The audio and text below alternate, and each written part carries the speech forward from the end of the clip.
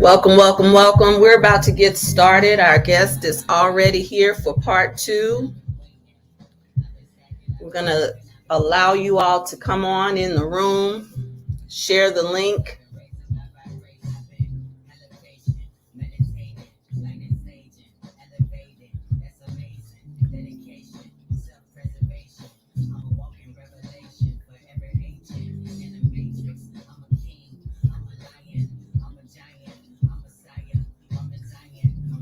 Share this out if you don't mind. Share this out. Welcome, welcome, welcome. Thank you for saying hello when you come into the room. I'm still an old Southern chick.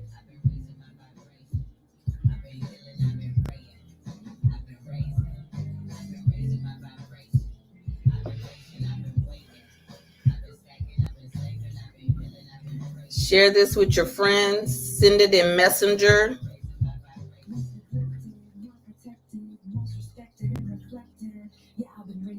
Let me see. All right, we're at the top of the hour. I got a little commercial for you to get started. Before we get started, I'm excited about sharing with you today. This gives you an opportunity to share with your friends. Hey, what's up? I know you all, some of you all are at work. Put your headphones on, open up another window, pretend like you're working. Oh, my mentor is in the house today watching. Should I be nervous that he has his eyes on me? All right. I'm going to bring on our brother in just a moment as we load into the room. I love y'all who say, hello, tribe. That's right. Speak to your tribe, honey. We're tribing up in this space, y'all.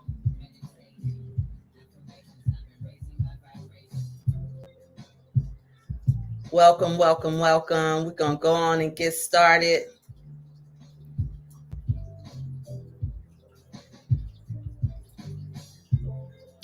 And play with a little bit of technology here. For those of you who want more of this and want to continue this work, this journey, you are invited to do exactly that. This is my invitation at the start of the hour to join the membership. Rebirth 360 is where membership is alchemical because there are women who are answering the call to become the priestess of their own household. And what does that mean for you? Rebirth International Ministries presents a way to engage your study and show your own self-approved. Level 1, all digital. Level 2, paradigm shifter. Get in and do the work of the study of the family business. And coming soon is our 12-month Sacred Juice integrating the feminine with working the law. And we have more supplementals coming. It's our time, it's our season to rise to the occasion of the divine feminine attribute of the mother, honoring the mother. Why now? Because we're in serious times with the appearance of limitation, and we create our reality with our yes. Remember those yeses. Begin with saying yes to yourself. Gain access to private membership with the Rebirth 360 app, and we've got the whole world in our hands. We always have, we always will, but you are the one in your bloodline rising to be the evolution revolution. Join us at this special offering. All right, y'all. So here we are today, and I'm going to reintroduce to some, bring back to others, our dear brother, Kirk Nugent, who is a master teacher, a coach, a poet, the people's poet to be exact. And our conversation last week was about, will the real divine masculine please stand up, right? And Kurt was so enlightening and such a great shift. We always talk about men, but we oftentimes don't sit down to talk with our men enough. We always talk about the divine feminine, and then many sisters go on to do their work with their divine feminine. I had one friend who said, "Oh, all this talk about the divine feminine, every woman knows how her feminine, she by nature of being a woman." No, that's a misnomer, that by nature of being a woman, based on the generations and the generational changes that have happened from, we talked about the silent generation, baby boomers, Generation X, millennials, and Gen Z. Some of you in this audience have raised millennials, or some of you have raised Generation X. Some of you are raising Gen Z, or you're grandmothering or mentoring. The truth is that every woman is a mother, whether you've given birth or not. Every man is a father, whether you've given birth or not. That is who we are as tribal people. Even though we've started to get the message that we don't have this responsibility to one another, we are here. Many of you are interrupters to that message. So today we're going in a little deeper in our conversation. We laid out some basic conversations last week. We got kind of caught up on the male-female relationship dynamic, and it's kind of difficult to get away from it, because at the end of the day, we come from these households where we have a structure of mother and father, right? And the father principle has taken on another spin through patriarchy, right? And so today we're going to look at some deeper looks at mental health. Now, I want to lay the context for this conversation. Brother Kurt is already prepped and ready, and we all also have a special piece from him. However, I want to lay the context of this conversation. I just posted today something. If you haven't seen it, there is a sister, a Black woman therapist, who was recently fired from her job because, are you all familiar with that? Let me know if you know what I'm talking about, just as I lead into this.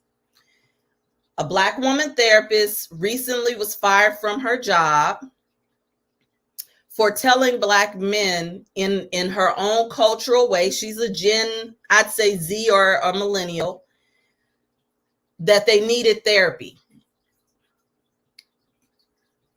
It hit a nerve. Some of the same men that had been watching her post on TikTok and Instagram, it hit a nerve. They called her job, wrote letters to her job, even a Black woman, another therapist. This is another layer that we have to deal with in terms of all of us rising to the divine feminine and divine masculine. Betrayed her, didn't call her, didn't speak to her.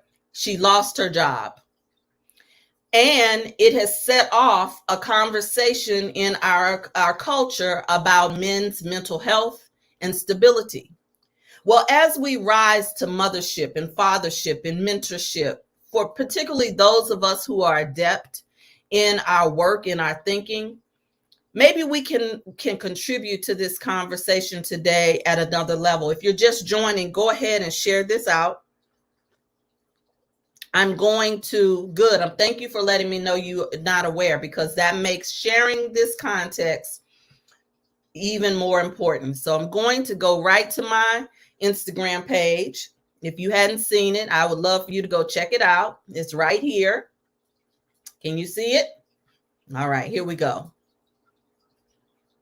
Got to get the volume on. See how we do that. Okay, here we go.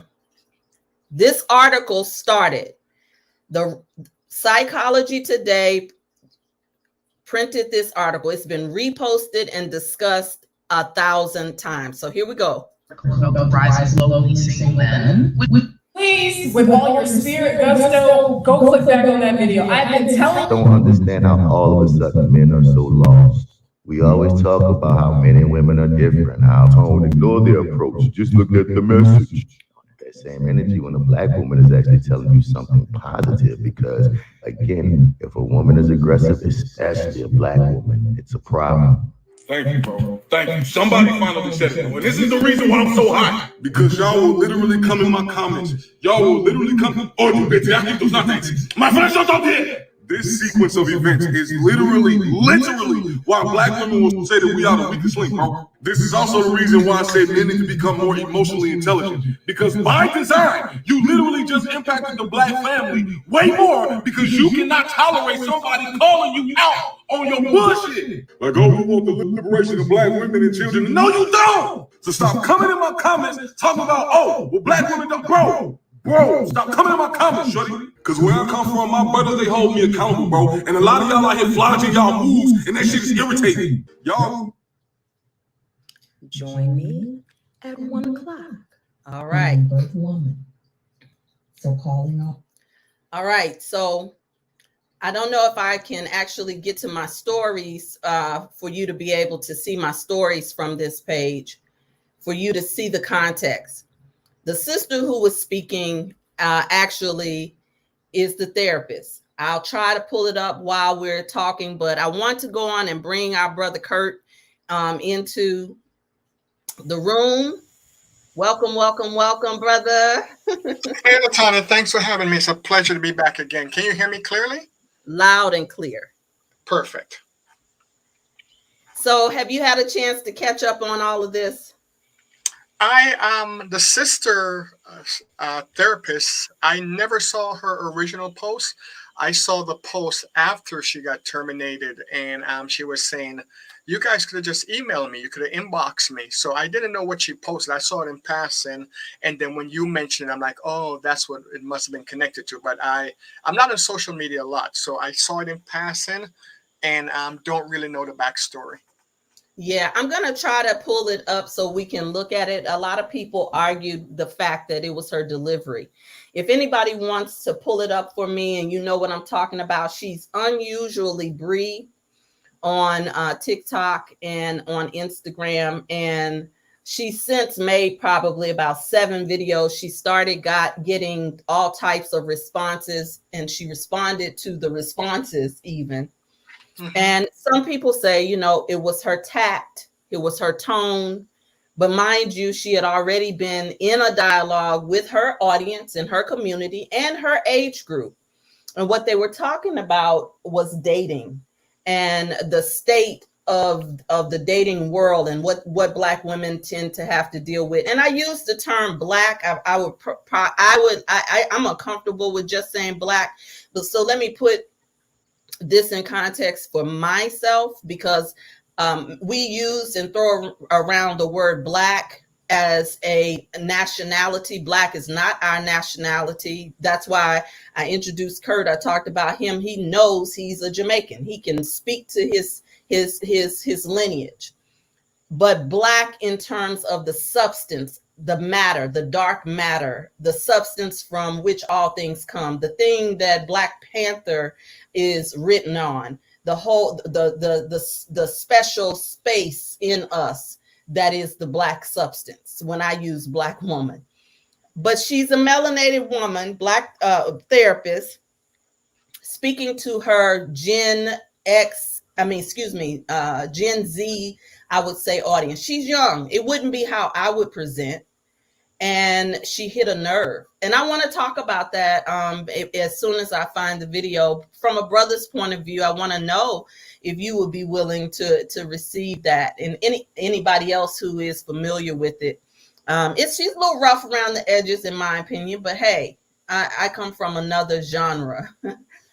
But the whole thing that her point she made in tears, she said, now everybody's talking about this fragility of men's mental health. So it's difficult to avoid this topic when we're talking about the divine masculine, Kurt. Right. And we opened last week talking about the work that you did to get yourself to a space. But it is not common. And why is that? Why is men working on themselves not common from your view? Well, again, coming from a Jamaican background, there's a certain idea of what a man is. And a man doesn't show any emotional weakness. Uh, we don't have a tribe. Like here, people say, welcome, tribe. Usually, as men, let me put it this way, if you have a breakup, you could go to your girlfriends and they'll cry with you, they'll laugh with you, they'll buy ice cream, and they'll walk you through the process, however long the process takes. As a man, we suffer heartbreak as well, but we can't go to our boy because the first thing he's going to say, man, you still crying over that bee? And that's it. It's dismissed. So there's no emotional intelligence in our community that's displayed outwardly. We might do that on the inside, but on the outside, it's weak or it's looked at as weak. And then in the black community, now everything is changing, but you and I are of the same generation, Latoni, and we were growing up, it was almost like a stigma to have therapy. But we need therapy. We all need therapy, right? Based on the trauma that we've gone through just living in this land of ours. But as a male, there's usually a lot of negative stigma attached to it, and it's seen as weak. And also, a lot of times the society, we just don't tend to be introspective as men. It's always, well, I'm just going to work my way through it. There was an episode of Steve Harvey years ago. I remember this. And I forgot the principal name that he was in love with, that he liked, but whatever. She brought in her mentor from college, and he was a psychologist, and she wanted to have the entire team get together and have this psychological evaluation. And Steve said, listen, we're men. We keep everything on the inside until it manifests itself into a tumor. Then we go see a real doctor.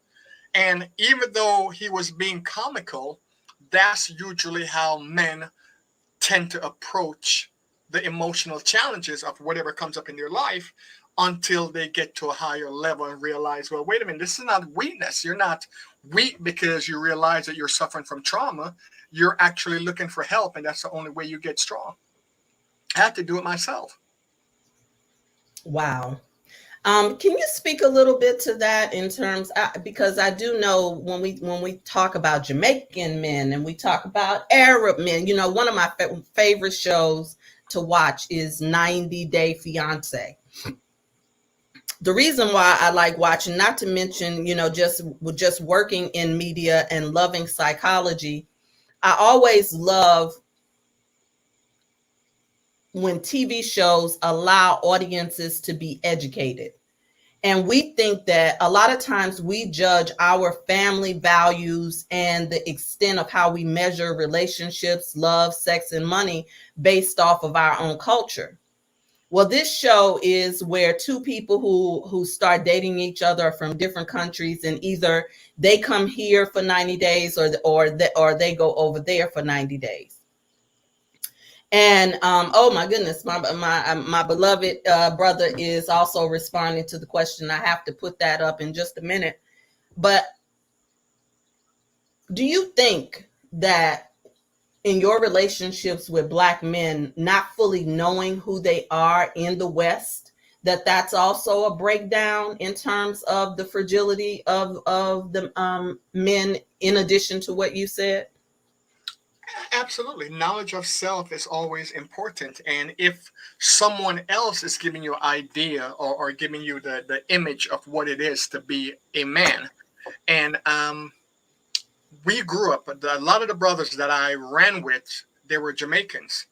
And the dynamics between father and son in Jamaica is very disturbing, at least in my generation. Just about all, I would say 90% of the brothers that I ran with, when I heard about the conversation or the dialogue that they had with their dad, it was very disturbing. There was one friend of mine, a very close friend of mine, I literally pulled him off his dad one day, and when he was choking his dad to death, I could see his father's eye pulping out. He said to his father, "You had no idea when you woke up this morning you would die today, did you?" And that was the years of anger of his father being so abusive.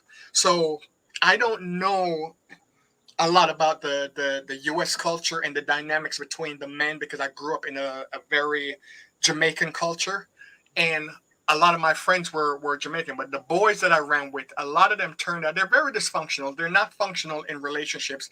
They have no respect for women or respect for the divine feminine. They have no respect for the opinions of women because in Jamaica it's not valued, at least when I was growing up. There were things that I came to America and I saw, like a woman could say, well, I'm not feeling well today because I'm on my cycle or I'm PMSing. I never heard anything like that in Jamaica. The dinner had to be prepared and it had to be hot and all this other stuff. So as men who want to be better in the world, we now have to be more introspective and we have to teach our sons. And how do we teach our sons if we're not yet healed? So the work, I think the young lady, the therapist, was saying that black men need therapy, and I would agree 100% that we have to get our stuff together. If we either can't even go to therapy or we can't afford therapy, we need men's group get together with our boys or other men and start saying, listen, how can we be better people in the community? How can we be better human beings? How can we be better men, better role model, better leadership? So no one is going to do the work for us. We have to dig in and do the work. But unfortunately, a lot of us are not aware that there's work to be done. Yeah, I thank you. I appreciate that context. But brother Robert Wesley Branch says, my answer to your question is that most brothers are not in touch with, nor do they understand the divine feminine within themselves. And he just added, he said that Brother Kurt is describing the authoritarian parent. Most Black fathers are authoritarian fathers. Black mothers tend to be more authoritative. Oh my goodness. Absolutely. It's right on point. And I agree with both points that he made, that most, a lot of us are not in tune with the divine feminine with ourselves. And if the divine feminine shows up in any way, we're taught to see that as gay and shut it down immediately. Okay.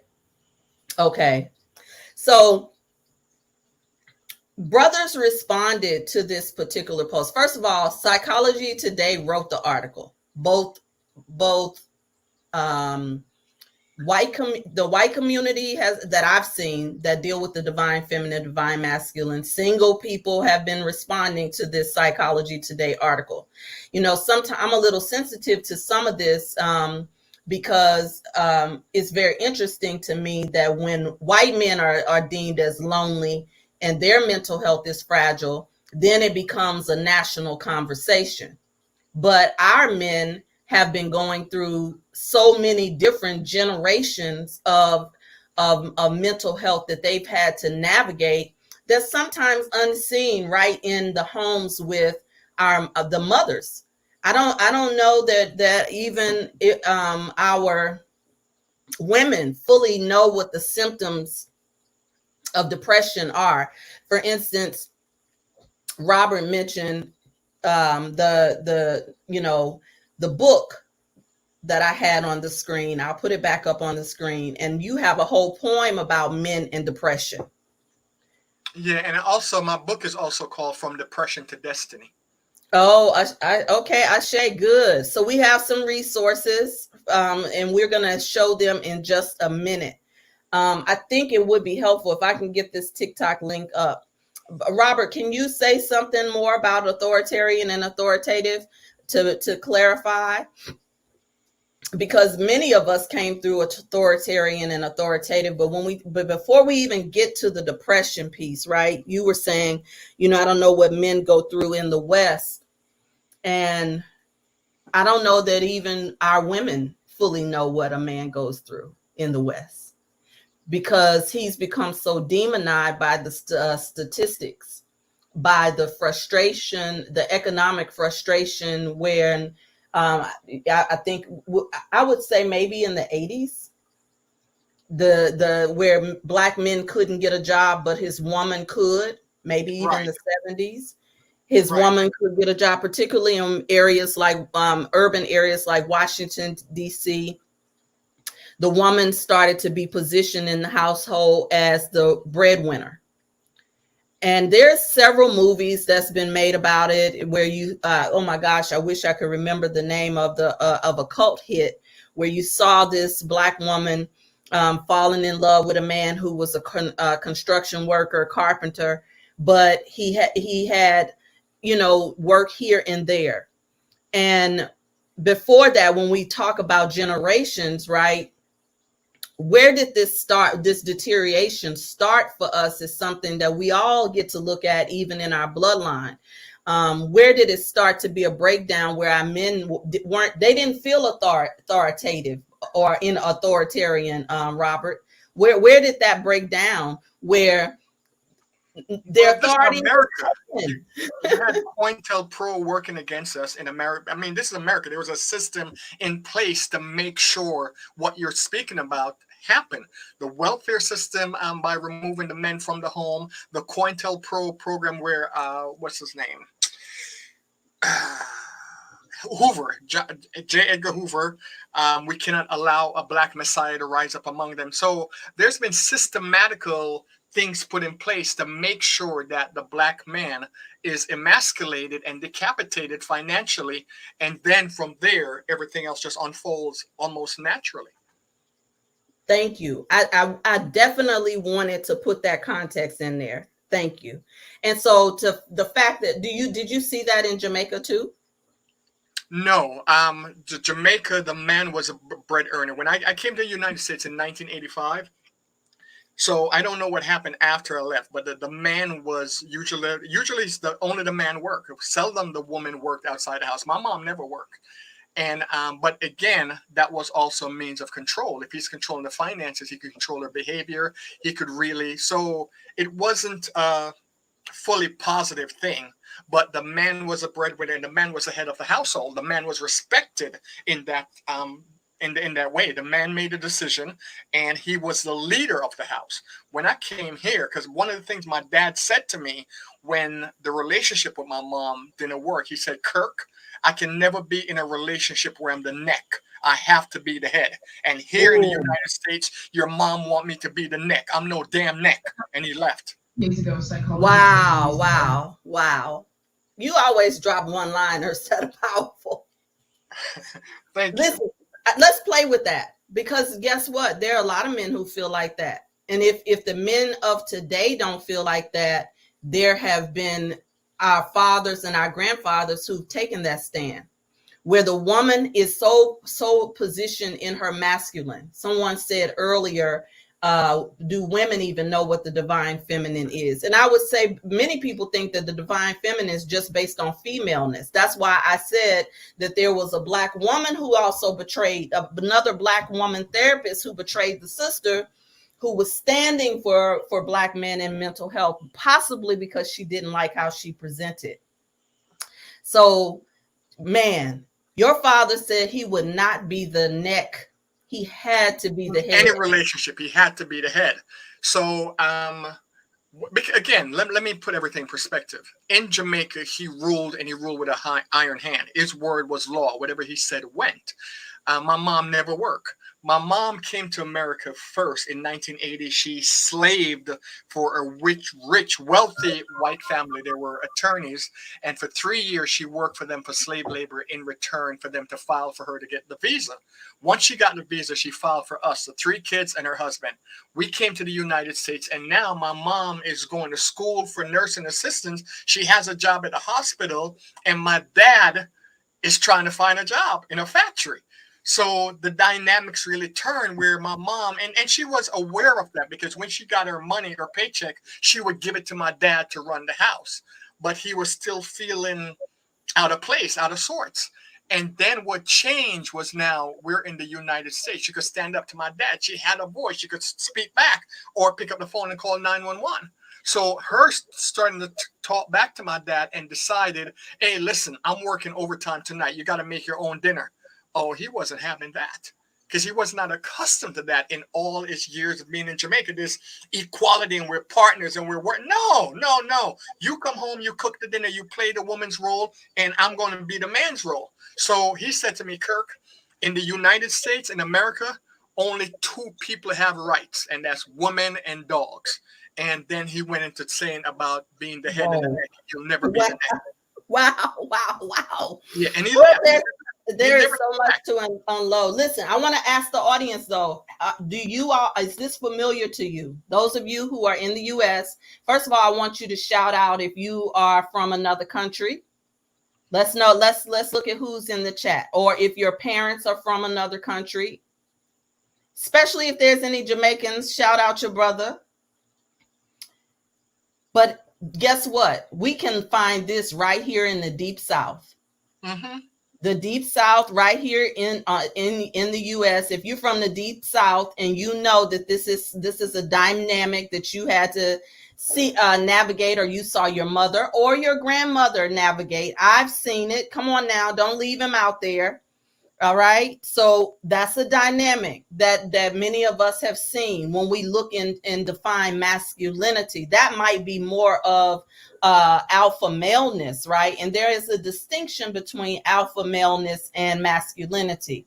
So I want to keep going. Thank you for those who put the comments. The name of the movie that I was referring to is Disappearing Acts. And it was Sanaa Lathan and Wesley Snipes. That's a perfect example. And the reason why, let me say this, the reason why I'm doing this is because we are in a season right now, particularly with the economic state of affairs, where many of us are going to have to return to true partnership and collaboration in our families. But before we can set up family businesses, before we can set up family banking, before we can establish who is going to run the budget, many of us have to deal with the generational psychological toxicity. We have to heal ourselves. We get it. There are conversations that we need to have, unfinished business, because that silent generation were our grandmothers and grandfathers who not only did they not talk about it, some of them could not talk about it because of the nature of the beast. They had to focus on surviving. That fear that many of us, or many mothers, operate in the US was Emmett Till fear. Will my son come home at the end of an evening, or will someone take his life? Guess what? Fast forward with the tape. We continue to watch slave movies. We continue to have slave conversations, waiting on the government to rescue us. Getting psychological games played on us between Democratic and Republican. And then here we are now. We are having the same type of conversations over and over again, usually through entertainment and the media, where that fear-based conversation has happened, where we watch the stuff now on social media every day.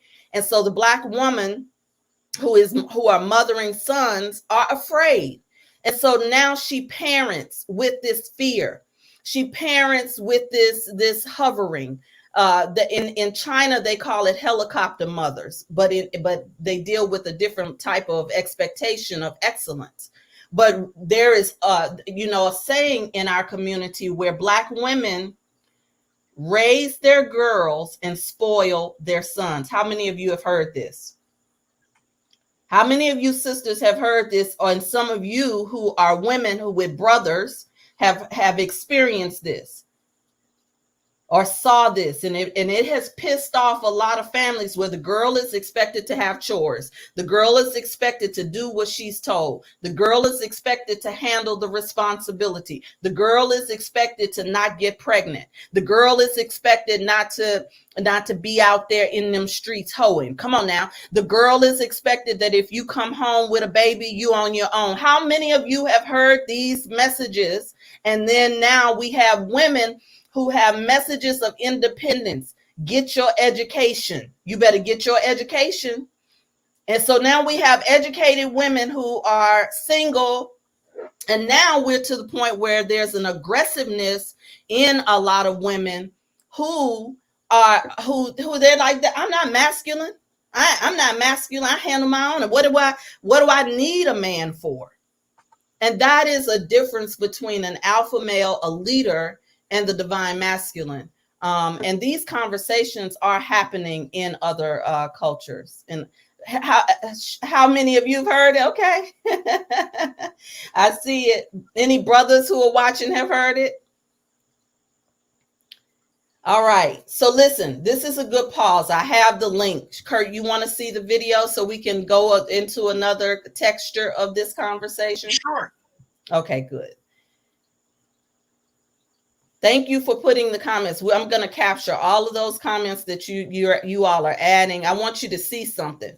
I want you mothers, aunties, mentors. I really want you to pay attention here, please, to this. All right.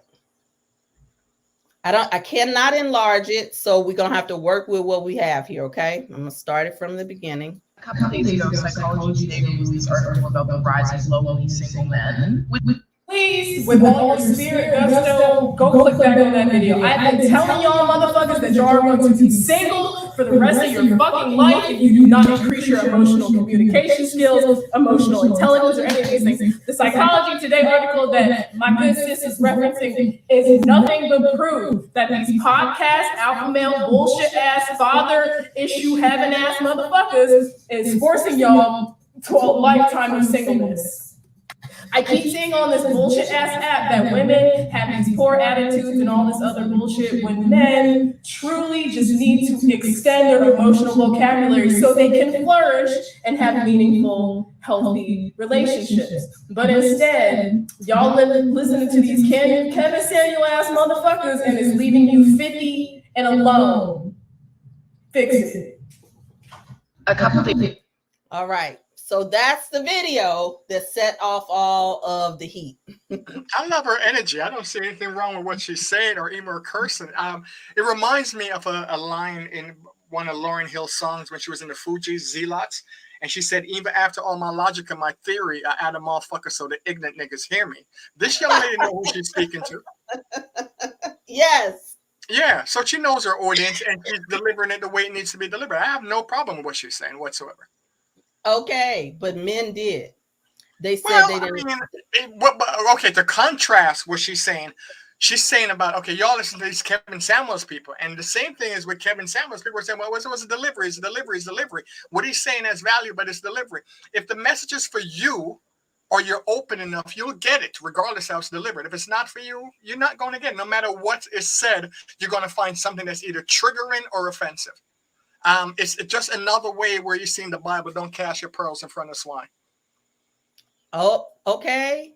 Now, I'm with you on that. I do think that many in the attempt to get likes and video and following, that people really don't know what they're asking for. We got a culture that wants to be on reality TV. They don't know what they're asking for because now that sister has been doxxed. Doxing is when someone researches your personal information, makes it public, calls your job, and even threatens you online. They make it unsafe for you to be online.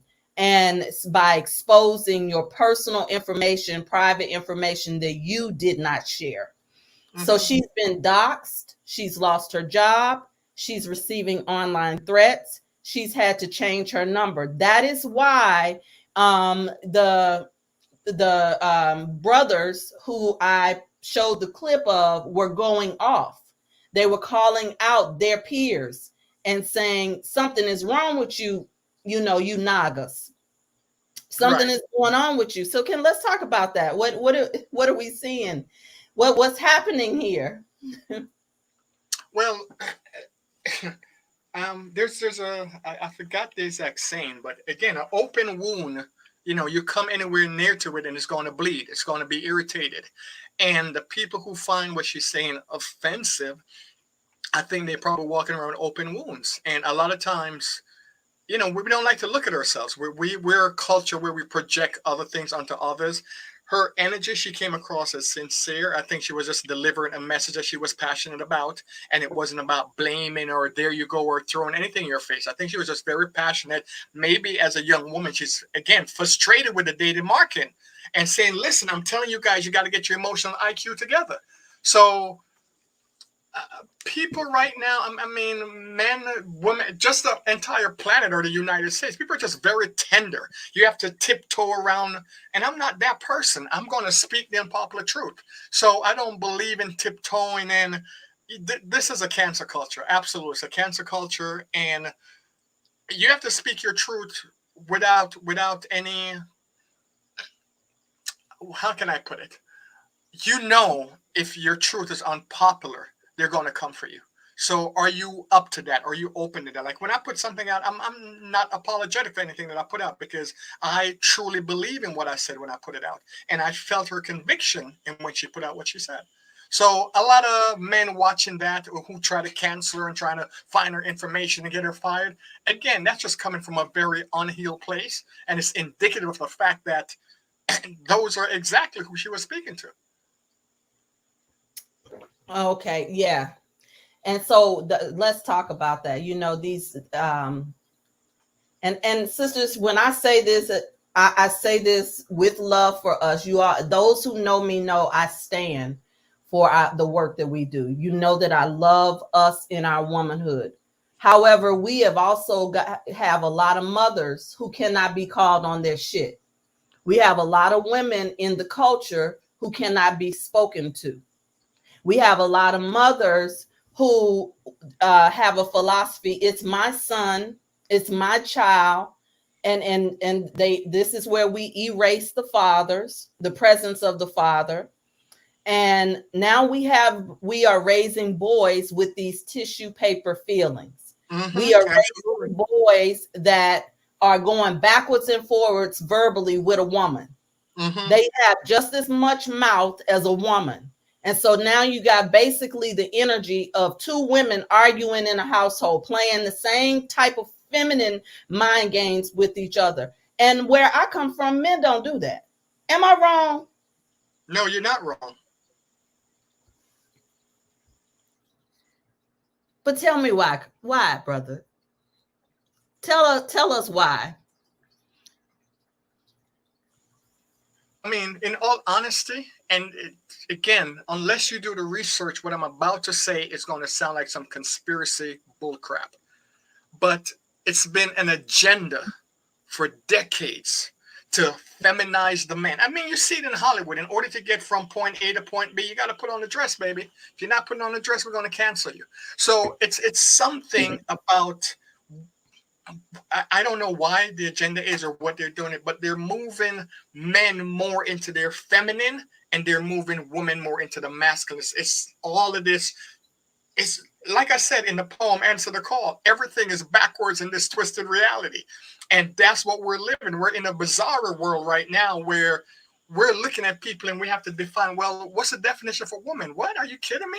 What's the definition for man? So everything is so twisted right now. And men, if you watch them, you watch their behavior, watch how easily they're offended or their egos are, we're more feminine than masculine.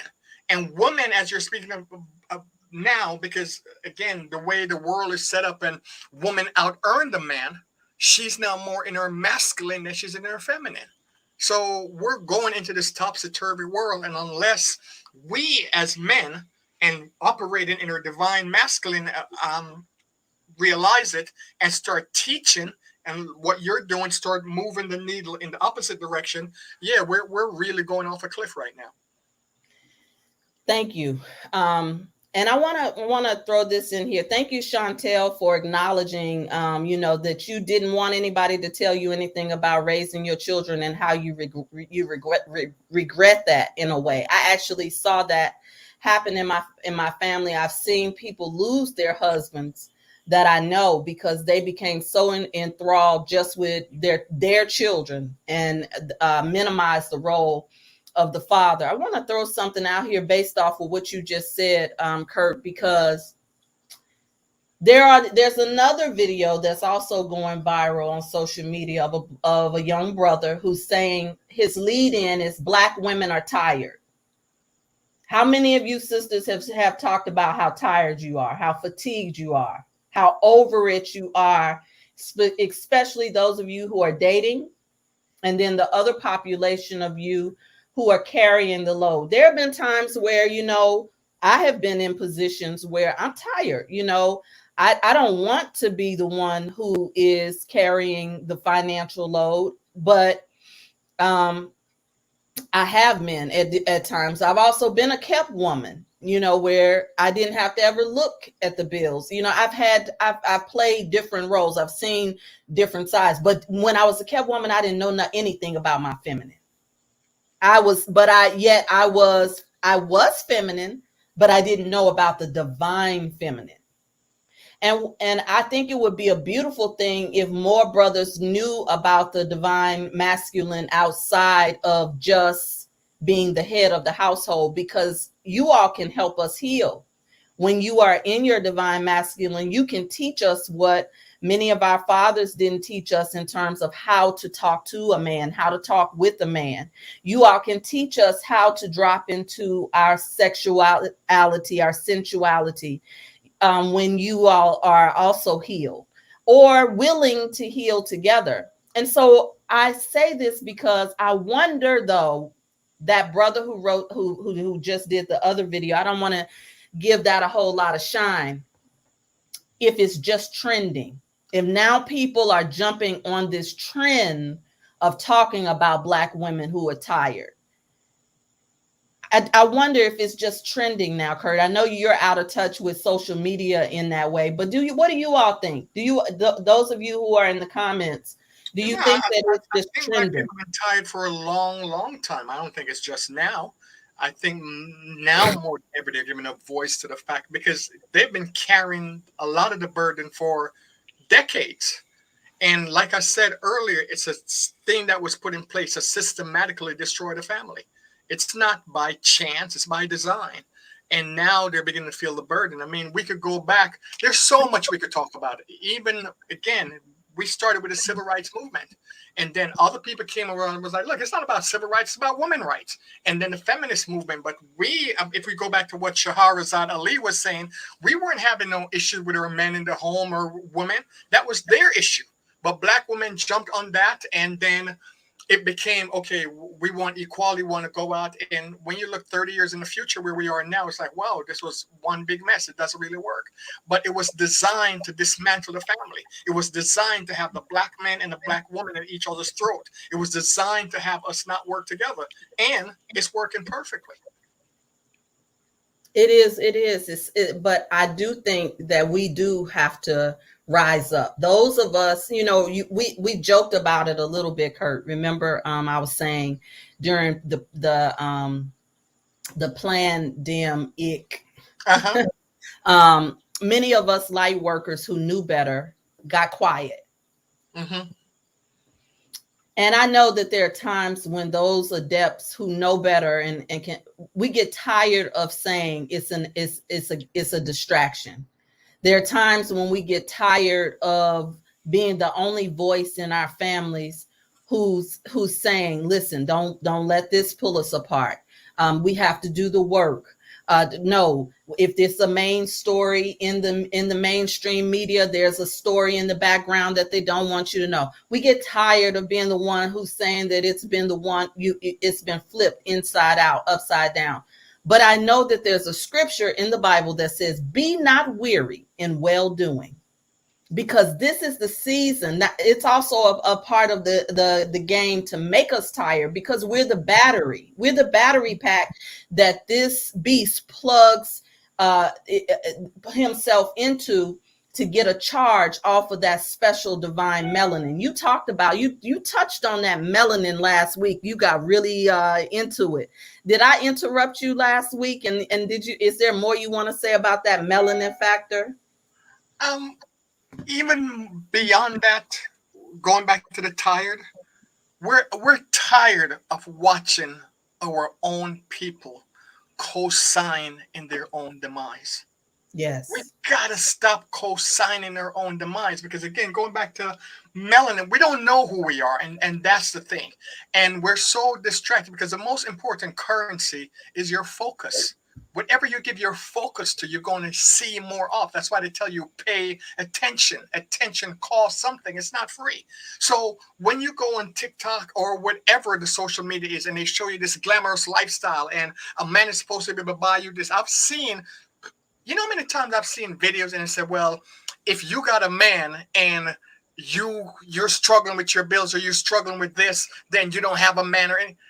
It makes us as men think we got to come with money. That's the only thing we need. And once we come with money, we could treat you anyway. Do you understand that? But say that again, because that's happening in this culture now with the rappers. Now you got the booties. They pay for the booties. They pay for the breasts. They pay for the BBL. And now you got girls.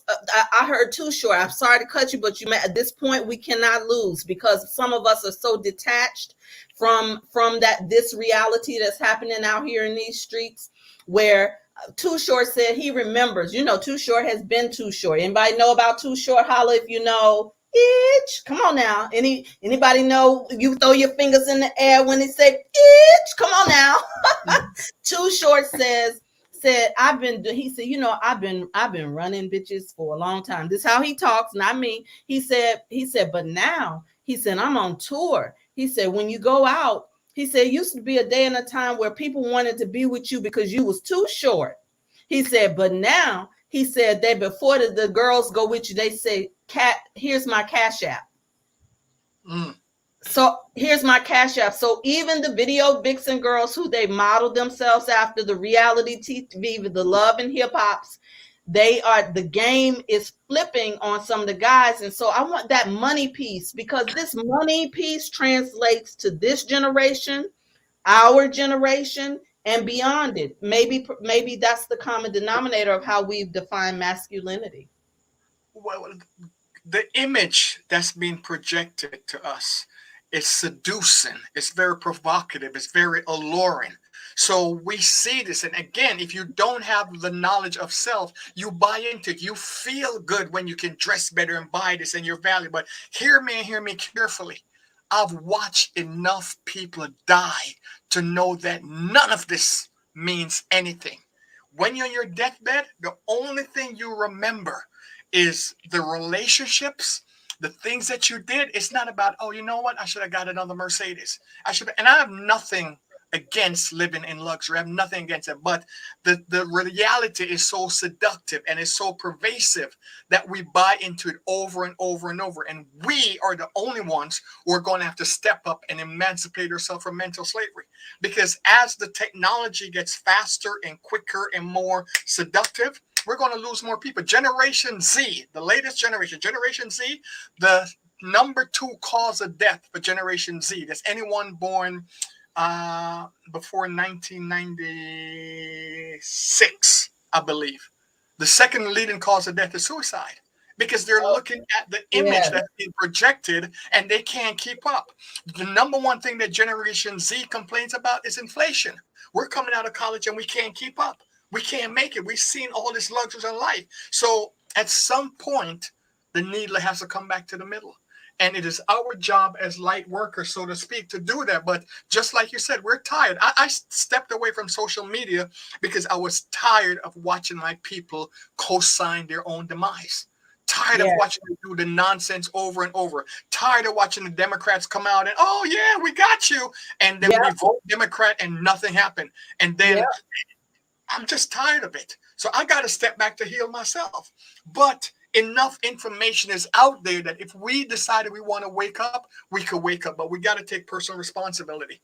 But do we want to wake up? Because that's another reality I think that I had to really take, come into as a teacher, as a spiritual educator, as a person who has come from movements. I'm a movement person. I've come from movements. I've seen what it's like to be in a community of do for self. I understand what it is to have some guidelines and some rules in community. I'm not saying that it's perfect. how and one of the things that Iyanla taught us when we first started doing our healing work, Iyanla said one of the things that we had to give up. I remember there was a sister who was standing up. She said, "My people," and she was grieving and she was depressed and she was overweight and she was telling our people though, our people this and our people that. And then we end up seeing people who have been quote unquote in the struggle. How many of y'all know that that's been a term for the conscious community of the struggle, or the revolutionaries, and they die broke. Mm-hmm. They die having to do a GoFundMe because our affairs are not in order. I refuse to be a martyr in the name of our people. And so, this is not a popular message. If you can see for the numbers, if we was talking about whole shit, if I was on here, somebody said that's whole shit early in the comments. If I was on here talking about how to get the bag because there are coaches out here who are telling you how to hustle, and you believe in the shiny things, the fool's gold. But when it comes to shifting your energy, that it is deprioritized in the mind of our people. So is it really, do our people even really want to wake up, or do we have to deal? Because the scripture talks about the 144,000.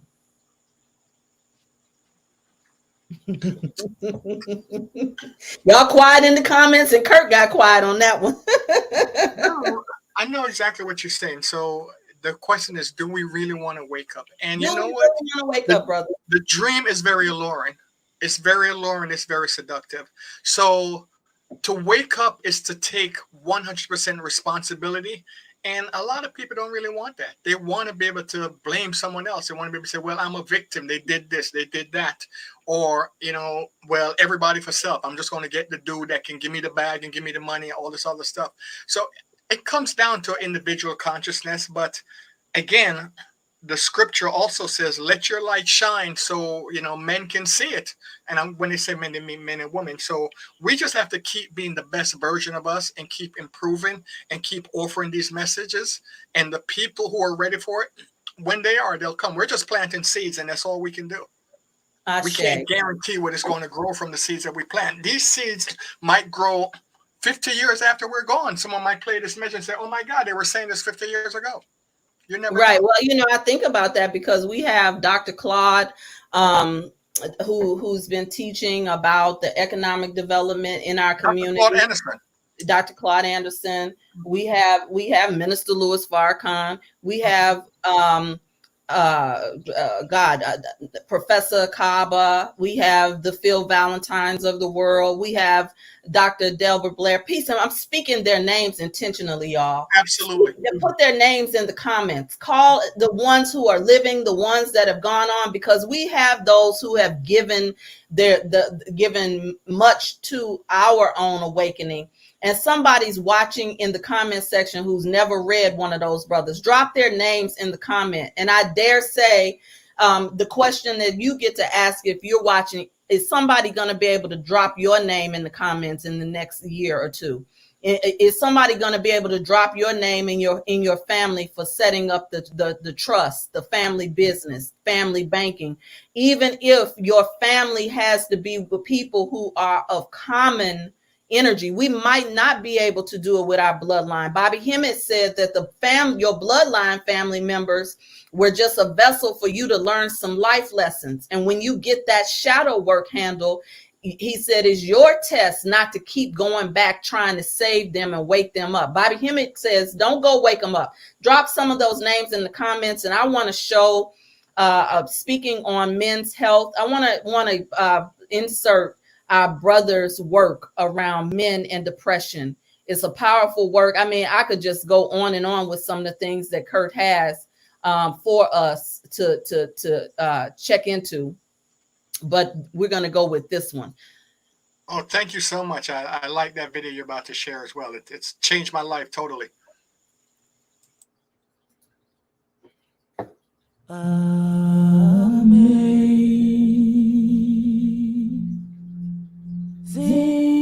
grace, how sweet the sound that save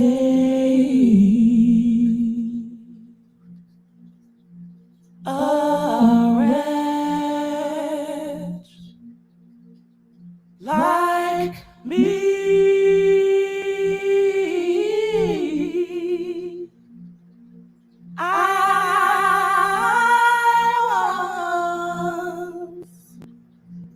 Once was lost, but now I'm found. Was blind, but now I see.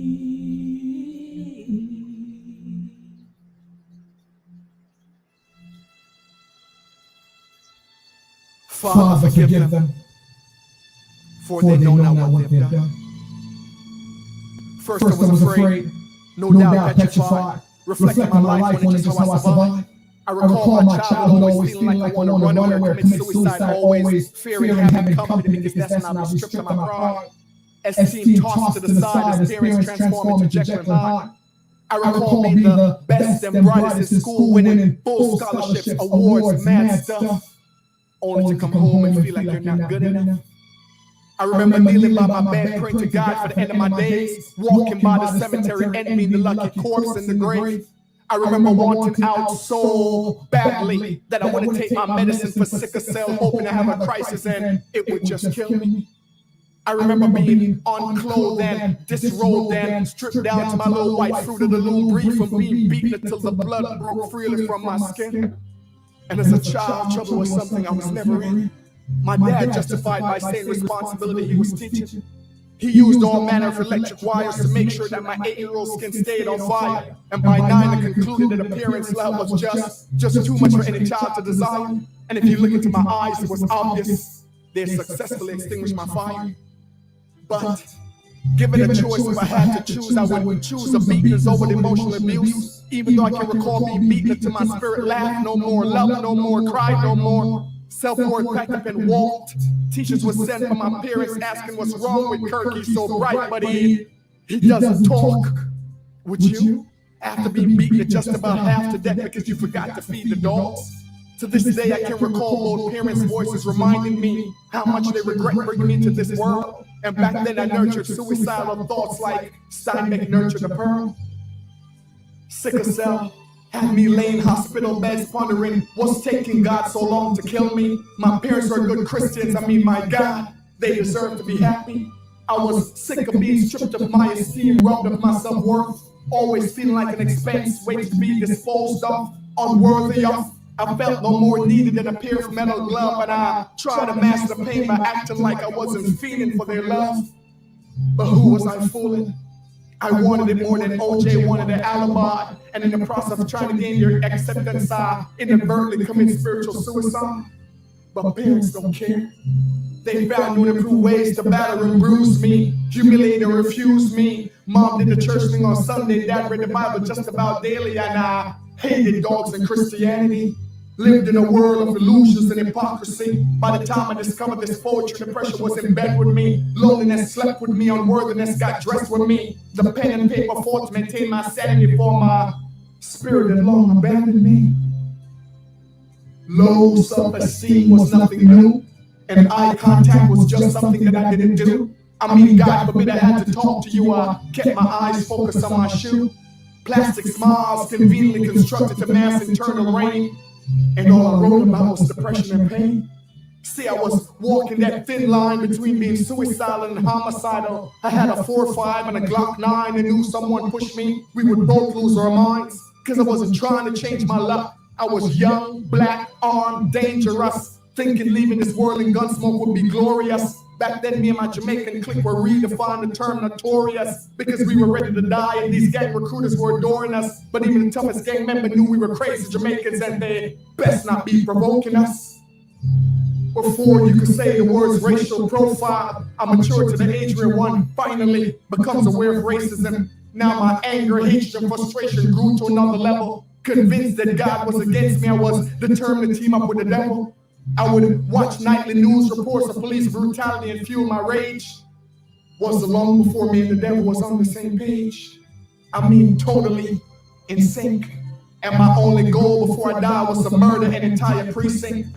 I went against the grain, fought against the norm. Got excited thoughts of putting holes in these blue uniforms. See, I was sick of watching the oppressors wrapping noose around the necks of the oppressed. I was tired of being the victim, tired of being the oppressed, tired of being the helpless. I wasn't looking for that Dr. King, we shall overcome type justice. Now I was livid, my guns were furious, and the devil was like, Kirk, we can do this. But God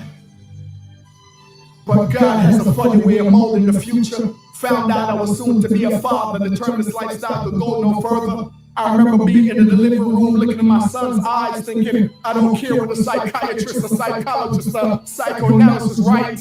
This cycle of abuse dies tonight. I vowed to him I never shed your blood, nor intentionally will I bring a tear to your eye. And you know that you're loved from the day you're born until the day you die.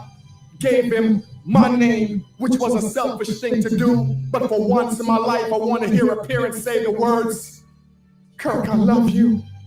So who knew that it would take a baby to change my life?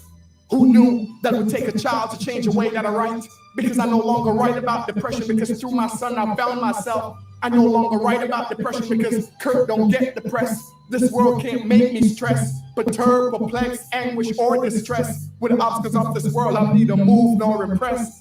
My God has found and delivered me from all my fears. In a well of hope, He's transformed those years of tears. Yes, He was there when no one called, no one came, no one cared. And if I had to do it all over again, if He placed me in the fire, put my head to the gun, I wouldn't change a single thing because I love the person I've become. I no longer write about depression. My spirit can never be eaten by flesh. The people's poet is not the devil's conquest. I've got a story to tell, and through that resurrected many souls from the dead. So spiritual, you're empty, and tell the world I've got bread. I no longer write about depression. Instead, I let my soul manifest through the cuckoo's nest to the litmus test. I'm here to testify, so can I get a witness? I'll place fear and doubt and a cardiac arrest, full faith, hope, and confidence from my war chest. My spirit has returned and vowed never again to be oppressed. I no longer write about depression. Instead, I strapped on persistence as my life vest, and I'm headed north by northwest, and I dare depression to run contest. I've dropped the burdens I've been carrying around for years, lift my eyes up to the hills and declare, regardless of what negativity peers have to share, I am worthy of being here. My son has taught me how to love and how to live. Through grace I have risen, I have nothing but love to give. My past is buried in the past, and from this day forth I shall live. I no longer write about depression, because by God I've learned how to forgive. Put the hand claps in the chat, y'all.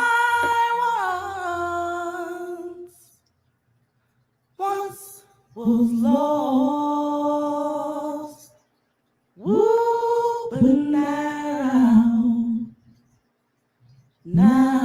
I'm found. Was blind, but now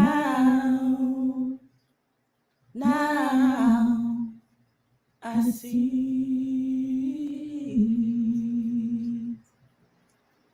KirkNugent.com. Make sure that you go and you share this with your beloved sons. Amazing. Once again, this is my favorite poet in the world.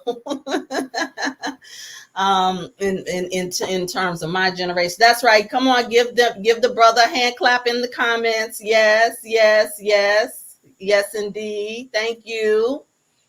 Say another great message, Kurt. That's fire. My husband is in the chat. I tried to get him to join again. Babe, let me know if you want to join, or you just come on upstairs and jump on the microphone, babe. Come on upstairs. Yes, man, you had to really go within to share that, Kurt. You want to say anything? Thank you so much. I just want to share, man. I did this poem. I wrote this poem, God knows how many, almost 3 decades ago. And I was performing, oh my God, today's the 24th. It was on the 23rd August 23rd. I always go to Central Michigan University. And I was doing the poem at Central Michigan University. My son was about 8 years old, and he was in the audience in the front row. As I'm doing the poem, I'm looking at him, and I just started crying on stage.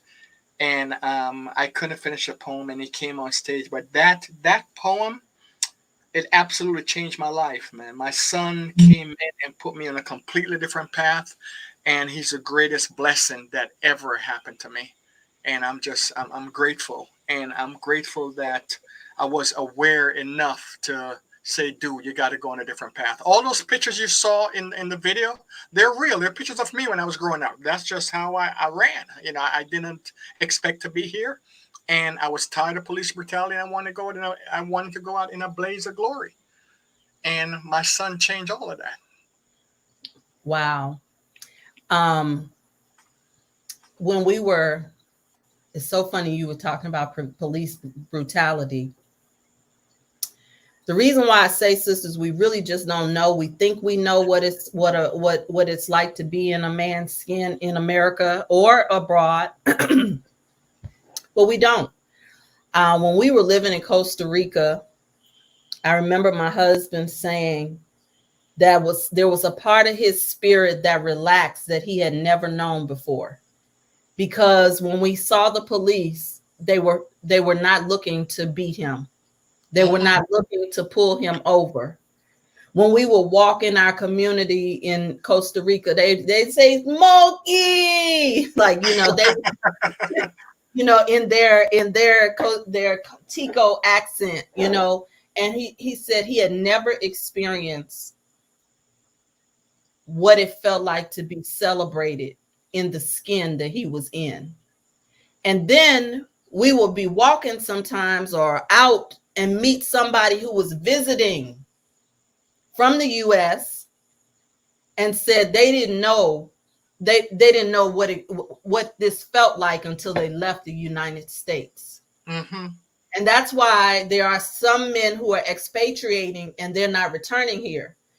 And I wish my husband would come upstairs and share a little bit more, but then I would be trying to not honor his boundary of choice of not doing too much talking. He says I'm the talker, but when he talks about it, it's so powerful to really hear the emotional intelligence. And a lot of our brothers haven't even been taught the emotional intelligence. If there is a mother who's watching, or even a young man who watches later, what would you offer to him? Because you're in that skin and you no longer write about depression. You say, what would I offer to a mother who's watching? The mother, and also the young son who doesn't have, maybe he doesn't have a father in his life, you know, and he's in this skin. He's in this hustle culture. He's trying to get it, define himself, you know. So there's two different voices, I guess, I'm asking you to speak to. One is the voice of mothers. From your voice, two different voices, one to mothers and the other to sons. I could speak to them in one voice. And the thing that saved me once I had my son, and a lot of times we act in the moment, we're reactionary and we react based on our trauma. Thank God I was a reader at an early age, and I started fast forwarding, like, okay, Kirk, if you were on your deathbed, would this matter? What this person said to you to trigger you now to want to fight, would it really matter? And I started going to the end of my life and saying, is this the way that I want to be remembered? And for a 14-year-old boy or a 16-year-old boy, that might not be significant enough because he's thinking death is way, way, way down the street. But the thing is, for some reason, I was not a bad person. I was just responding to trauma. I came from a lot of trauma, and I came from ain't nobody gonna put their hand on me no more. It was that place. So internally, I was always a good person, and I wanted to be a better person. So to the person who's listening, I would say there's a scripture in the Bible where the disciples asked Jesus, you know, how can we be great? How can we be remembered? And he said, the greatest among you will be servants. And your life will unfold in the greatest thing that you could be if you decide, you know what? How can I serve? And at 14, at 15, at 16, with trauma, it's like, I don't want to serve a damn soul. I just want to take care of me. But if we can move the paradigm, like, look, who can I help today? Because I need help. And the help that you need will come to you if you start giving the things that you're looking to receive. The mother, she's going through a lot. She's probably a single mother, probably stressed out as hell with bills and all the other stuff. But again, nothing changes. And you know this. I feel like I'm preaching to the choir. Nothing changes until we go within. If it's going to be, it's up to me. No one is coming to save us, Latanya. No one. We got to do it ourselves. For some reason, we got to find that strength. If it's to read something in the morning to keep your mind a little bit better, to meditate on, and to say, whatever this day brings, together, God and I can handle it. I used to say stuff like that. Whatever this day brings, together, God and I can handle it. And that became my mantra until I started moving more and more. But if you're a young man, you got to be careful of the company that you're running with. Because the company that I was running with, they would have led me straight to either death or prison. So you have to be mindful of, listen, are these people going down the path that I want to go down? And once my son came here, I'm like, if nothing else, I'm going to be a good father. If nothing else, I'm going to figure this out. And that's what I started doing. I just started coming from a place of love. And it was easy with a child because a child loves unconditionally. It's you put them into a place where they're afraid to love. But the child comes in naturally. They're loving, they're open, they're affectionate. And all I had to do was mirror my son's behavior, and it was healing. Now, but his mother allowed you to come in. She didn't hold you at bay, right? I was a crazy Jamaican. So here's the thing. I'm keeping it 100% real with you and your audience. Before she got pregnant, we were in the bed one day, and I don't know why I did it. I'm being 100% honest. I pulled my gun from under the pillow, and I put one in the chamber. And I said, hey, if you ever have a baby boy by me and you play these games, these American play where I can't see my child, or you take me to court or some foolishness, I'll kill everybody and go back to Jamaica. So by the time he came, I'm this transformed person. She wasn't buying none of that crap. I was like, this fool will kill me if I play with his son. So yeah, I'm 100% real. So yeah, she never ever played any games with my son. It's like, oh, you can't see him. We're not. It was, and as a matter of fact, we had an agreement that, listen, this is a boy. So no matter what happened between us, once he gets to 12 years old, I'm going to raise him. So at 8 years old, we broke up. And at 12, I made the phone call. I was always in his life. I was never absent. Listen, he's 12. He needs to come live with me. And she honored that. So I raised my son from 12 to 18. Ashe. Look, I'm not mad at you for saying, look, don't get between me and my son. You know, we have 3 boys. Mm-hmm. My husband has 3 boys, and I have watched without going into a whole bunch, but I have watched the games that women play have an effect on both our boys, and not in my family and other families. I have friends that are good men, like you said, in America, who were doing well in their careers, who have had to go into their savings to fight in court. I have talked to divorce attorneys who know that the child support system is a game. And because we don't know our nationality, we don't know that is also a commerce, that basically parenting is monetized. You're renting your child, you are renting your child because they are a ward of the state. That's another conversation for another time.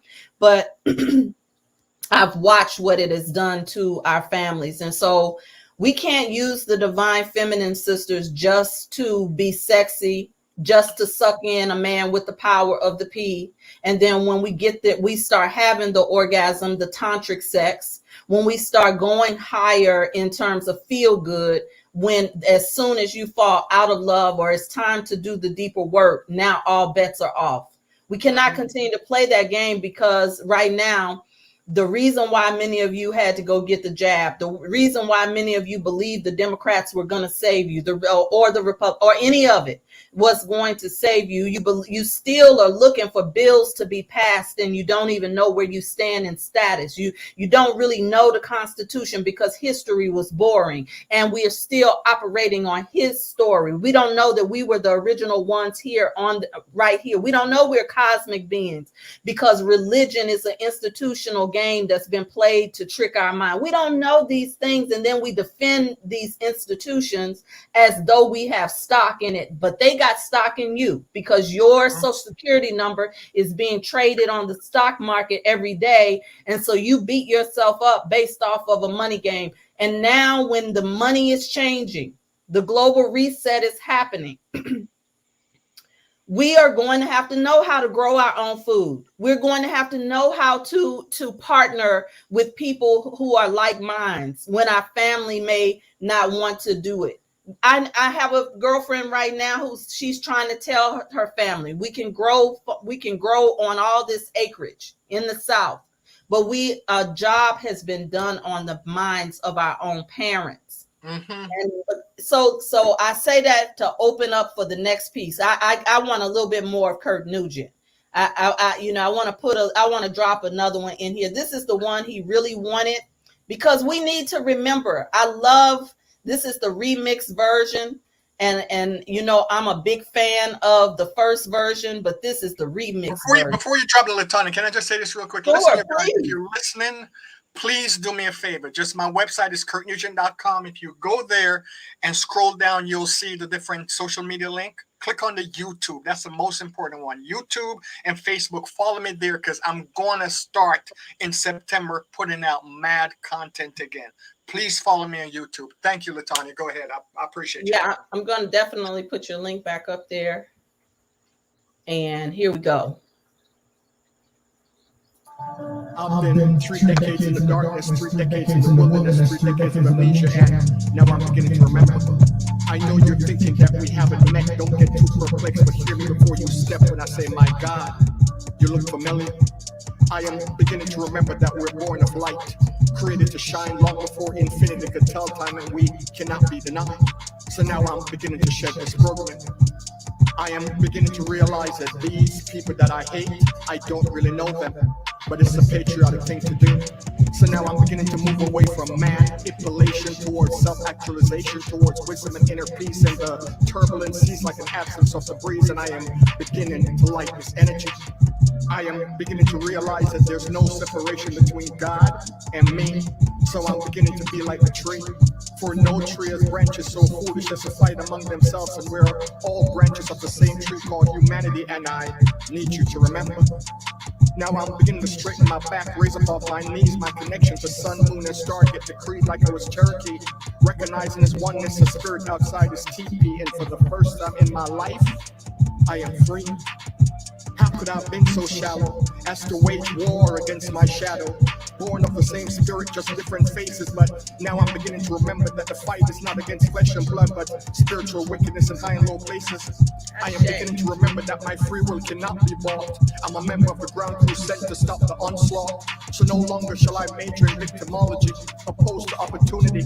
Not when we were born with the winning credentials, a spirit that's celestial. So today I'm like a team of army rangers, and even though we're so-called strangers, not one soul get left behind.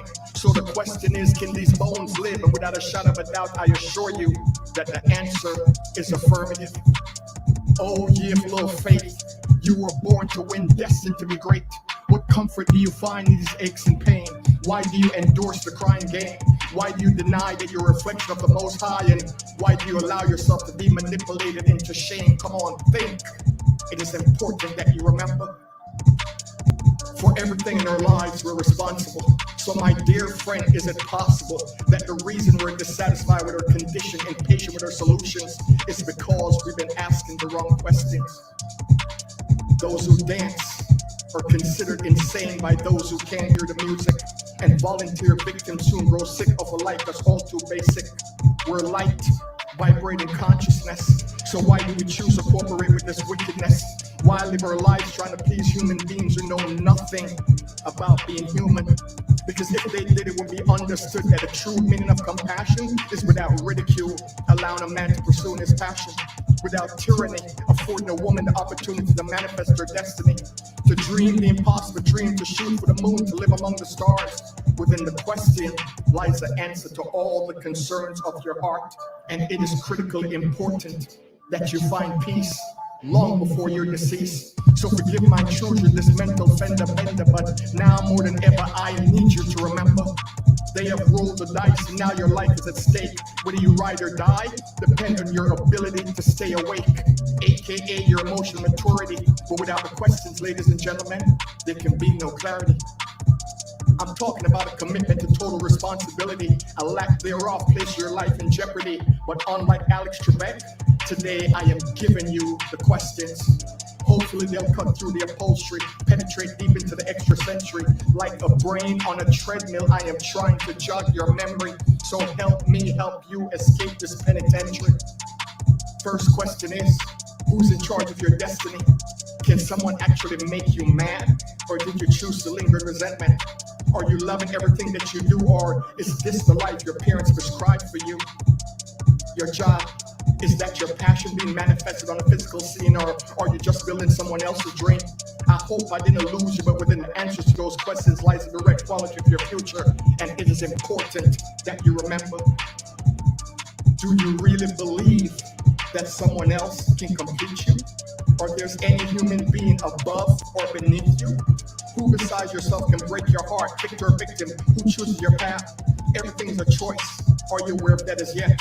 And would you be mad at me if I told you that no one can make you angry? You chose to be upset. The challenges of life are here to make us better, not bitter. Did you realize that everyone you encounter in life is your teacher, and to balance the equation, you become their teacher in turn, and the lesson repeats until the lesson is learned. So who's in charge of your happiness, your loneliness, your emptiness? Most of your words are senseless, and someone else's opinion of you is none of your business. So why do you choose to sing along with the given chorus? What gives your life purpose? When did you become so pacified, and what would it take for you to be satisfied? Do you know how much I love you? Of course not. I can't tell you that. What if you don't love me back? I'd rather wait until you're laid in a mahogany box. Such a paradox, but isn't that how the script is usually read? So the question is, do you honor the living as passionately as you mourn the dead? Remember when you would leap and grow your wings on the way down? What happened to that? Remember when you used to live in the moment? Of course not. You were only 2 then, and since then you were trained to repress who you are, your sense of adventure. But this poem wouldn't be so long if it wasn't important that you remember. When was the last time you did something for the first time? Better yet, how much quiet time do you set aside to deprogram your mind? Remove the blindfold and behold, you're so much more than you've been told. You're like an emperor who chooses a panhandle, like the sun believing we're a mere candle. You were born blessed, never cursed, yet you behave like the ocean dying of thirst. But I can feel your spirit now. You're tired. You want to put an end to all this illusion, delusion, confusion. You just want the chaos to cease. You want peace. So now you can no longer ignore that voice in your core that's telling you that this life, it just has to be about something more. And just like you, I don't want no enemies. I want to sit in the presence of a loving family, one called humanity, dipped in spirituality, with their sense and sensibility, but they're feeding us complexities, stereotypes, and warlike theories, and we're oblivious to the fact that mentally we're chained in slavery. How could we be so blind? This is a question that frustrates me, but I guarantee you this: if today we should refrain from spiritual suicide, starve the ego until it's deceased, then tonight the genocide would cease. Because just like it requires billions of pebbles for a mountain to be constructed with ease, so is world peace constructed by billions of souls with inner peace. Now do you understand why it's important that you remember? Woo. Hey guys, it's Kirk Nugent. Listen, thank you for checking out I Need You to Remember. I actually wrote that poem back in 1999, and I find it sad that it's still relevant. You know, I was hoping that a poem like that would no longer be relevant. I made another video for, I need you to remember, years ago, maybe about 12 years ago, 10 years ago. So I'll put a link to that in the description as well. The video and the poem, you know, poems take me a while to write, and the videos take several hours, 13, sometimes 13 hours to put together. So just take a minute if the video resonates with you, and like, subscribe, and leave a comment. Those help the algorithms, and that helps to get more traffic and more people to see, because what we're looking to do right now is just shake up the planet. Have people, as my boy Tahanine say, have you thinking about things you weren't even thinking about thinking. Also, 2 weeks after. Thank you so much for allowing me to share this and your work and all of the goodness that you bring to us to consider, to think different. So thank you so much, Latanya. I appreciate you. You're still getting the love. You're still getting the love. Absolutely. Anybody watching this who needs a speaker as well, hit me up on my website, because I'm ready to get back out there and start speaking. So if your corporation or wherever you work is looking for a speaker, definitely let me know. I would love to come in and do that. So those of us who are here, if there's any questions, please post your questions. Any closing comments or anything that you want Kurt to speak to, please post that right now in the comments. I love Laquita's comment, ain't nobody coming to save me. And so the beauty of us being able to save our own selves is the work that we do. That's why I am inviting you to join the mothership. We have to do certain work and certain conversations in Sacred Container.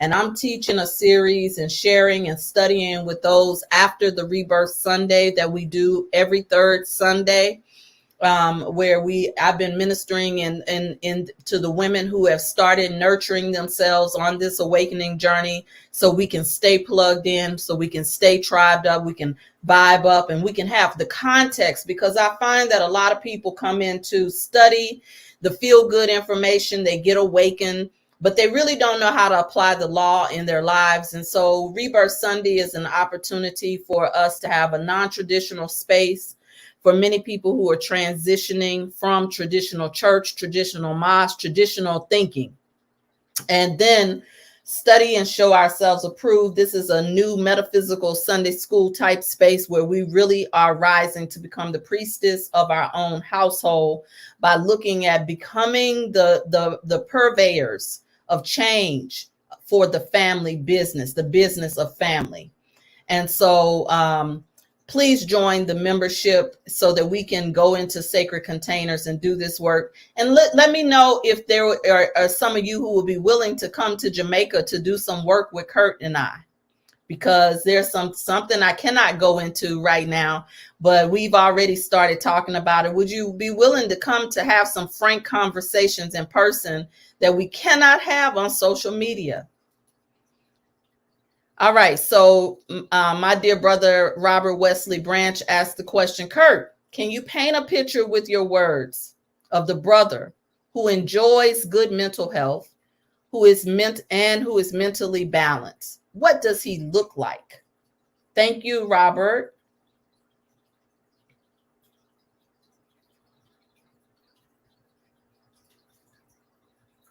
I think your mic is on mute, Kurt. Oh my God, I was here running my mouth to myself. So Robert, I would say look in the mirror, bro. Just based on the questions that you're asking, definitely look in the mirror. But for everyone else, can you paint a picture with your words of the brother who enjoys good mental health, who's mentally balanced? I think that brother, Robert, is always growing, always being introspective, and just looking to grow. And I see that in you just based on the stuff that you post and the stuff that you've been asking. So someone who enjoys good mental health is not someone who's going to lead with their ego, where you can't correct them, you can't tell them anything. It's someone who's introspective. And let me tell you what I mean by introspective, because I believe the world is a mirror and it reflects to you. So I was in a relationship, and the relationship went south. The person I was in cheated on me. Now I could have become the victim and say, well, why did this person, she did me wrong, blah, blah, blah, whatever. But what I looked at was, Kirk, what was your role in this situation? And I was angry. My ego was out there. But then when I got quiet, Spirit said to me, Kirk, you are the first to abandon you when your money isn't right. So this person was just reflecting the areas in where you abandon yourself when you have no money. That's all it is. Heal that and you'll never attract this thing again. So the ability to go within, even when we think we're a victim, I think that's the hallmark of someone who's on a good mental path. Thank you. Would you also speak to the divine masculine, particularly for melanated men? And let me also give some context. The sisters are saying, "Wow." So I'll reframe. He said the ability to go within. And I will also say that Robert Wesley Branch is going to be one of our guests in the Shift Talk lineup. So he is a master teacher. He's a storyteller. He understands the divine masculine. Lives the divine masculine and is unafraid to embody the divine masculine through exploring through his divine feminine. Because in Tantra, one of the ways that men are able, through semen retention and other ways of energetic orgasm and pulling the orgasm up, is they have to learn how to access the feminine, which is the receptive part, because men are natural givers, right? And so when we talk about accessing the divine feminine, for those of you who are listening, it's not just about being feminine, it's about the activity of yin energy, which is to be receptive. And so there's a conversation around polarity happening in many communities that don't look like us around polarity. And one of the writers, this young man, Zach, I might have him on as a little bit of contrast. And he talked about how a lot of people are around here talking about the divine masculine this, and the divine masculine that. He said, and so the man doesn't know oftentimes that he has to lead with love. He said that oftentimes if you're just talking about the divine masculine, it could just look like the leadership that we've seen. But someone has to teach men how to love women, to activate their divine feminine. Can you align with that? Absolutely. Absolutely. And before we can even get to loving women, we got to love ourselves. And I believe that's one of the issues in our community, because we've been so, again, you said, speak about melanated. In this society that we live, everything black is ugly. Black sheep, you get black male, you get a black eye, you get blacklisted, you get blackballed, while angel food cake is white, devil's food cake is black, that type of thing. So we don't love ourselves. We have to get to the point where we love ourselves enough, where our ego is not so fragile that if a woman says something, we're so upset and we get into our feminine and we're arguing back and forth, just like you spoke. It takes a lot of discipline, because you also spoke about semen retention. That takes mega discipline to say, okay, I'm going to go this month and next month I'm going to work with holding my semen in and recycling it. I studied it, and it took a lot of real discipline. So the young brother coming up, or the man who want to walk in his divine masculine, he has a lot of inner work to do before he can even reach out to the woman. And it would be nice if you're in a relationship where both people are aware the woman is working in her divine and the man is working in his divine. Now together we could come and be vulnerable with each other and even work and get more rapid success. But a lot of times people want you to show up already fully healed and ready to go. Men want their woman like that. Women want the men like that. So until we get back to where we can start working with each other and start really getting in touch with each other and realizing that we're not quite there yet, but together we could get there. So that's perfect. Thank you. We have a lot of work to do. And Stephanie, I've been seeing your comments. Stephanie Elizabeth, thank you as well. And Dion Murphy, thank you as well for your comments. I appreciate it. Yes. They said, come on, vulnerable. Vulnerability is not a bad word, y'all. For the brothers who are listening, your vulnerability to us is a turn on. It's a strength, and it's not even the ability to just say you can't, or go into a mindset of us emotionally rescuing you in that way. which some of us sisters, we don't know the difference between when a man is being vulnerable with us and when we try to step in and be rescue. Allow a man space to do his work, sisters. Allow him space to figure certain things out as well, so that you're not resentful from always putting on your cape. And we have to heal the resentment that we have internalized as a result of just not having healthy examples for not just a short time, but for a couple of lifetimes. Some of us have just not had healthy examples in our mothers and fathers. And so you are the one, if you're under the sound of my voice, you're here for a reason. I think Kirk closed out this piece perfectly. This is a time for divine partnerships. We are not each other's enemy. I don't care how difficult it gets. Do not buy into a good man is hard to find, but it's good to find a hard man. That's juicy talk. We'll talk more juicy in our private space. But it's good to find a man that's hard. Y'all know, amen or ouch, ladies. Come on. She that findeth a hard man is a good thing. Now, y'all know what I'm talking about. Oh, Lord. Yes, indeed. We love our men in this community. And so doing the work of the divine feminine is not about us being anti-man. Okay? So if you're in these feminist communities, and listen, there are whole movements of Black women who have denounced relationships with the Black man because they're so tired and fed up, and they don't believe that it is a force to continue their progeny, their families, and to grow themselves. But I'm getting a lot of amens on finding a hard one. Oh goodness. Now y'all know y'all don't have any problems finding that, but we also get to do the work of the soft spaces together. So yes, indeed, the sisters are sounding off, Kurt. We need as men, we love the soft spaces. Yes, indeed. Okay, we need a sensuality point. My community is the juicy community. We need a sensuality point. Do you have one? Do I have what? A sensuality one. Poem? Yeah. I do. Wait a minute. I don't have it as video.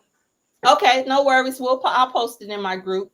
Whatever you have, we'll revisit. I don't have it as a video. I just have it. Yeah. Okay, you will. Won't he, sisters? That's your true. Your juiciness is motivating him today. Yes, y'all. Yes, y'all.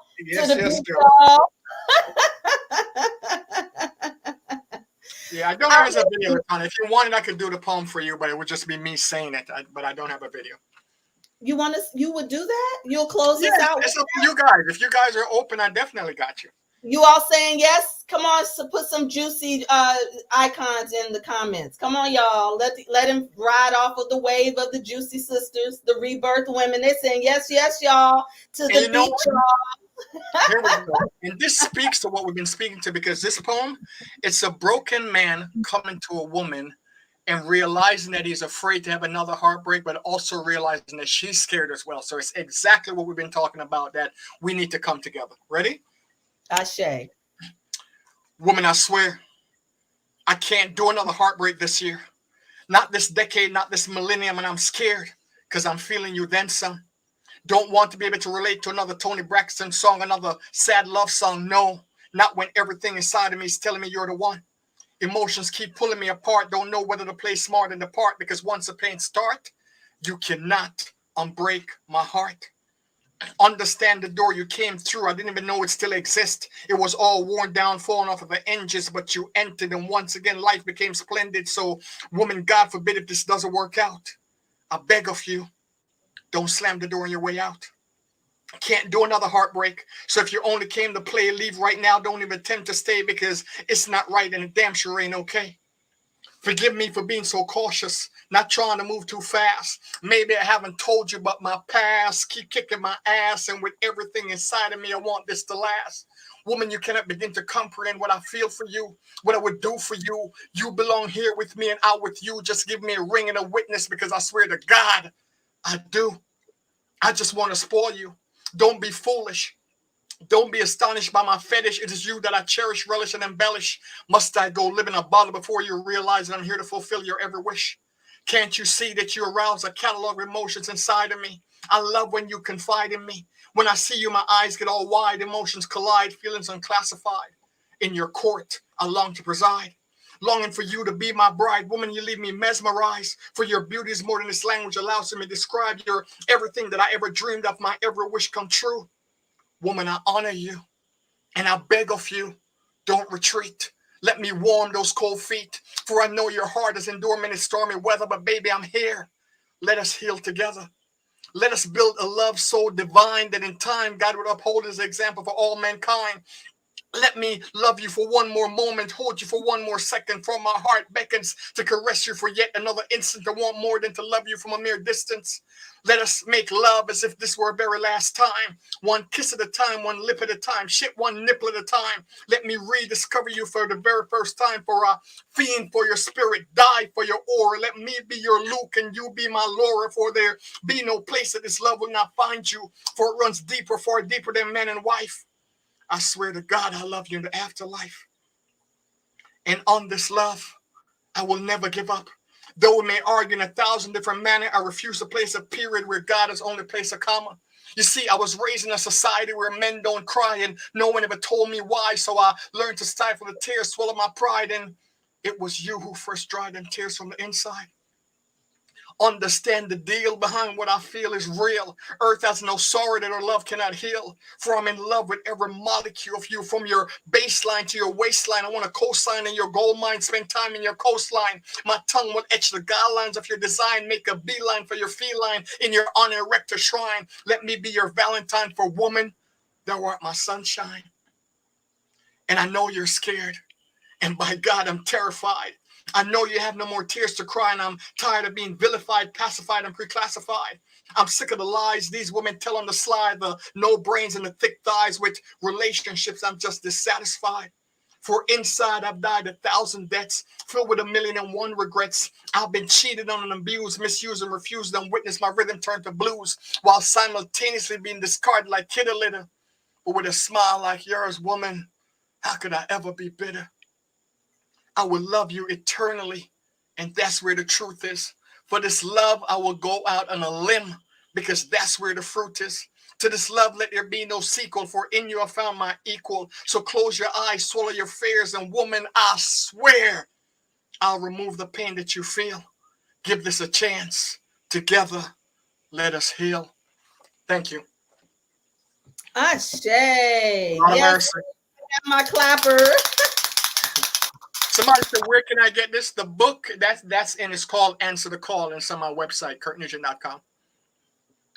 Kirk It's a Nugent. book called Answer the Call. Yeah. Go and you know, make sure you follow him on Facebook, on YouTube. Just connect with the brother. We need to be in connection, and get ready for next month's shift talk. We've gone a little extra time today, a little extra than last week. And thank you so much for joining us, Kurt. I love you, Kurt. It's nothing. I love you too, huh? My pleasure. I'm so happy to be here with you. And we're excited that if we've played a role in any form of motivation for you to get back out there, let your voice and your work rent. I look forward to reposting you and putting you into spaces. It aligns with my work. It aligns with my work. The sisters are doing finger snaps, giving the love, hand claps. Come on now, sisters. That's right. It costs us nothing to love on one another. So thank you so much. Thank you to everyone. My husband says, Ashe, Ashe, oh. Thank you for your presence, brothers, in the comments. I love you all. I love my honey for supporting me, even in another room.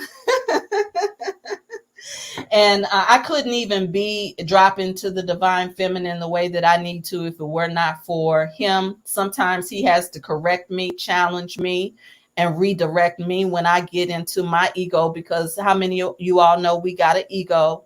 And so I encourage us to come into spaces to do the work. Come to the mothership, y'all.